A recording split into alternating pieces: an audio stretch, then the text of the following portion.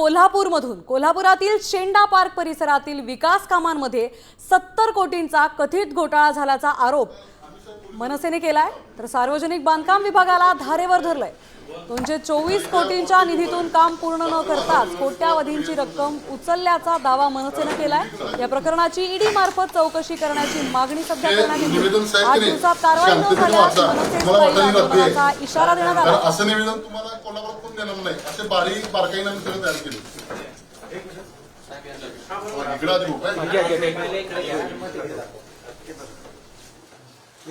Total 224 कोटी रुपये शासनाने अनुदान मंजूर केलं होतं।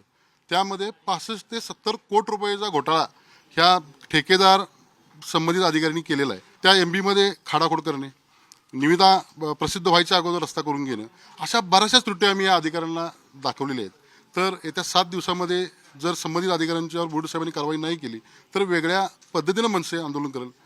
स्वतःचं भ्रष्टाचाराचं जे पांढरं रूप आहे ते लपवण्यासाठी काळं कृत्य या अधिकाऱ्यांनी या ठिकाणी केलेलं आहे।